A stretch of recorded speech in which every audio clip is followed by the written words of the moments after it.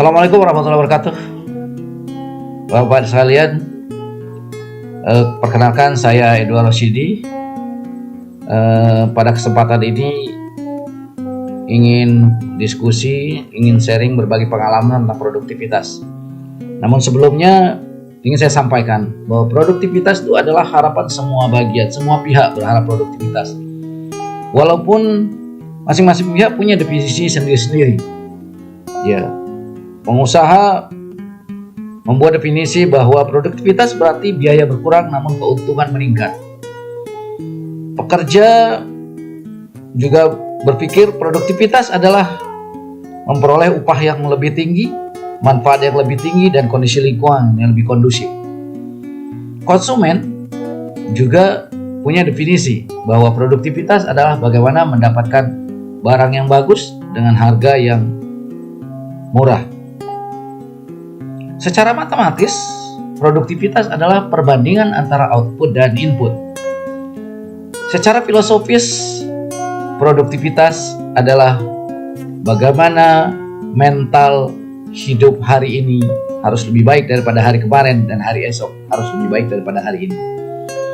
Saudara-saudara, mari kita lihat bagaimana keterkaitan antara produktivitas dan pengukuran kerja. Untuk lebih lanjut, saya akan sampaikan melalui slide berikut ini.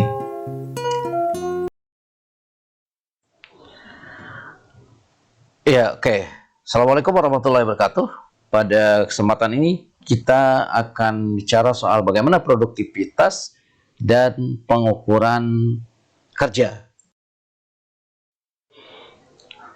Lalu yang pertama adalah konsep strategis produktivitas.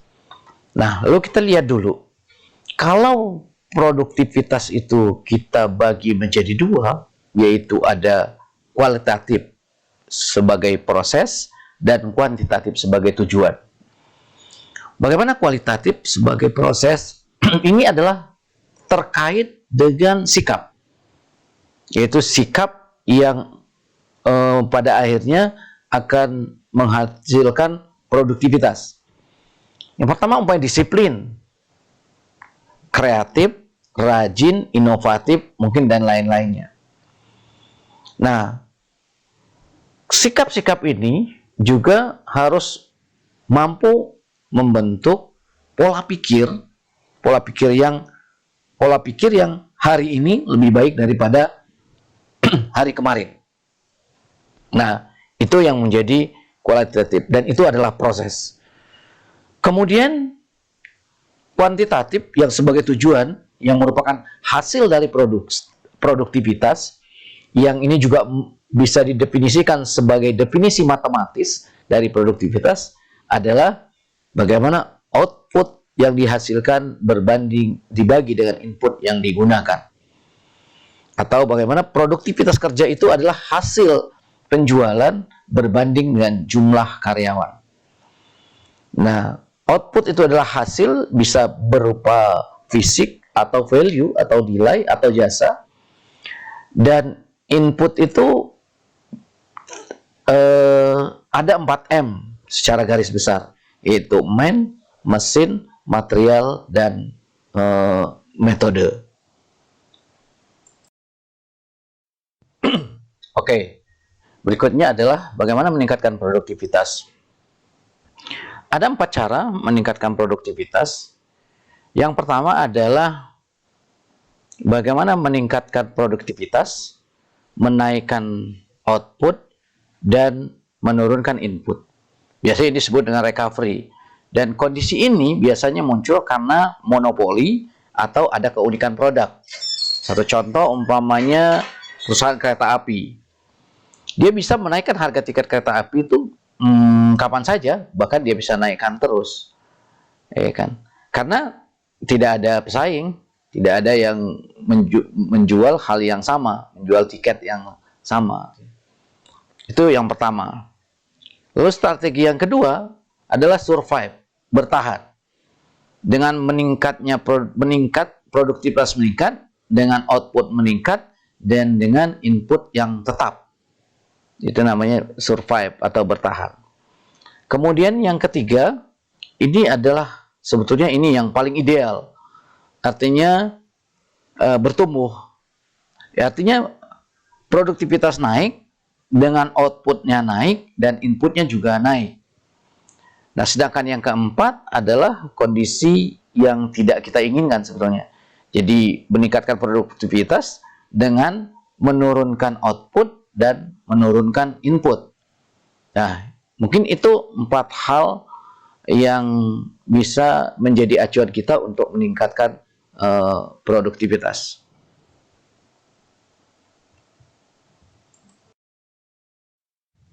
Ya, oke. Sekarang kita masuk pada siklus produktivitas.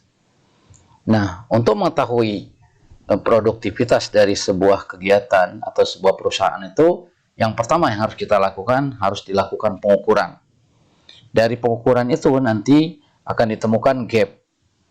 Ya, dan melakukan pengukuran itu, ya mungkin salah satu yang digunakan adalah menggunakan SWOT analysis. Ya kan? Setelah ditemukan hasilnya, maka kita melakukan evaluasi dan analisis atau evaluasi dan analisa menggunakan sebab akibat dan 5 why.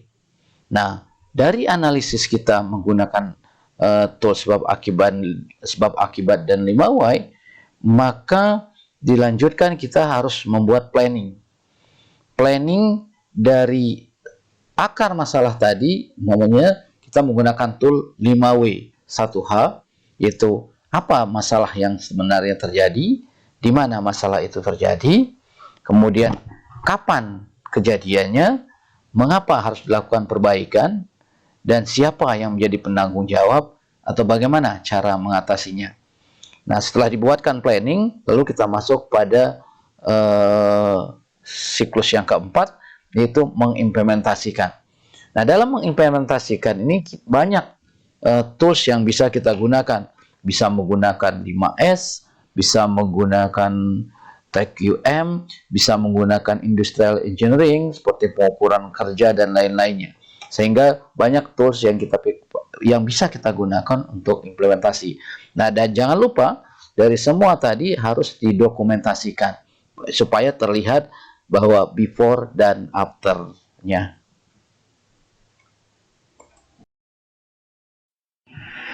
Pengukuran produktivitas kerja. Produktivitas kerja dapat didefinisikan sebagai rasio dari output yang dihasilkan dengan sumber daya yang diinputkan. Semakin kecil input dan semakin besar output, maka itulah produktivitas yang maksimal.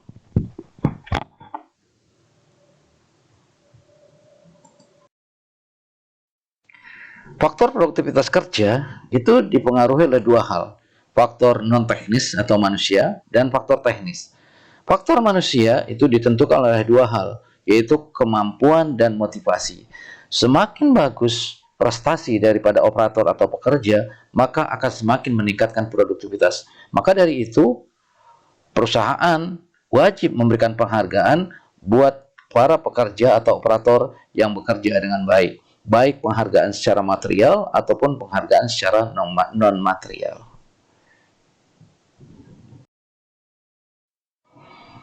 Sedangkan produktivitas kerja secara faktor teknis merupakan penentu pertumbuhan produktivitas.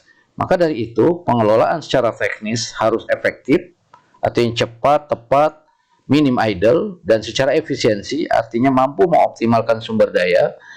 Kemudian secara ekonomis, itu sumber daya baik dengan biaya yang terjangkau.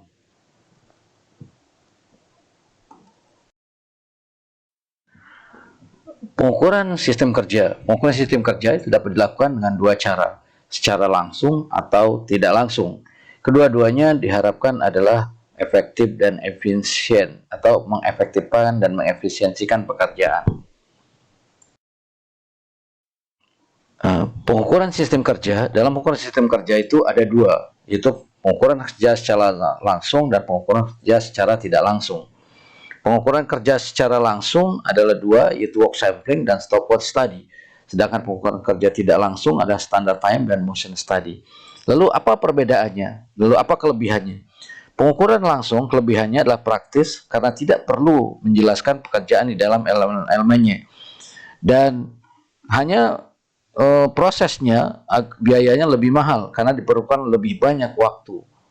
Sementara kalau pengukuran tidak langsung, kelebihannya adalah waktu relatif singkat dan biaya lebih murah. Kekurangannya belum ada data-data waktu gerakan berupa tabel-tabel waktu gerakan yang menyeluruh dan rinci, diperlukan ketelitian yang tinggi. Pengukuran waktu kerja, baiklah, kita ingin mencoba mengimplementasikan metode pengukuran kerja langsung, yaitu dengan metode work sampling analysis. Nah, work sampling analysis ini digunakan untuk mengukur waktu kerja mesin-mesin yang ada di pabrik atau mengukur kerja karyawan kantoran atau di pekerjaan apa saja. Pengukuran waktu kerja work sampling ini adalah sebuah usaha untuk mengetahui berapa lama waktu yang dibutuhkan operator untuk menyelesaikan suatu pekerjaan dengan wajar dalam rancangan sistem kerja yang baik. Waktu kerja kita bagi menjadi 4. Waktu kerja standar yaitu 5-8 jam, waktu kerja fleksibel, minggu kerja fleksibel, overtime. Minggu kerja fleksibel itu biasanya ada minggu-minggu yang tidak bekerja setiap hari, namun ada waktu-waktu kerja yang biasanya tidak full setiap hari, tapi waktu kerja yang lebih panjang.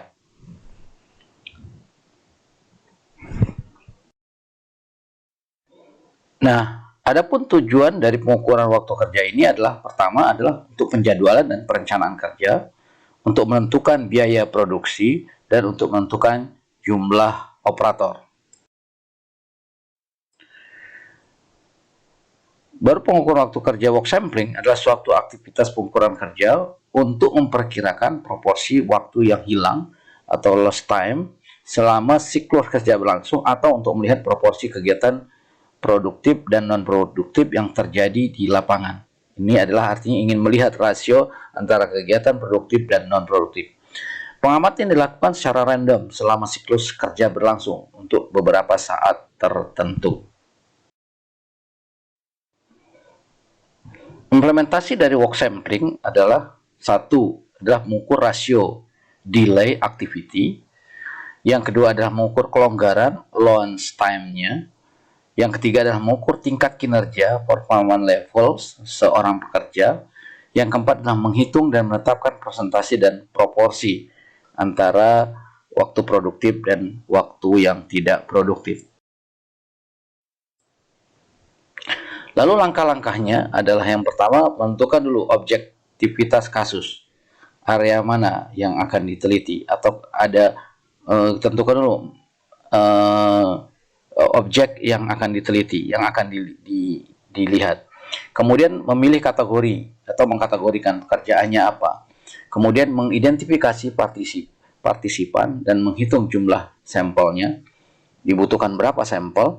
Kemudian melatih partisipan, artinya operator yang akan diteliti, yang akan diamati, dilatih dulu supaya dia bekerja secara normal. Yang kelima, melakukan trial, uji coba yang sudah dilatih tadi, kemudian melakukan pengujian dan menganalisa hasil data yang didapatkan. Nah, lalu kita masuk pada langkah selanjutnya, mengkategorikan pekerjaan. Mengkategorikan pekerjaan itu artinya pekerjaan apa yang akan kita cek tadi. Umpamanya kita tentukan di stasiun kerja yang mana, aktivitas kerjanya apa, elemen kerjanya seperti apa. Seperti di tabel berikut ini.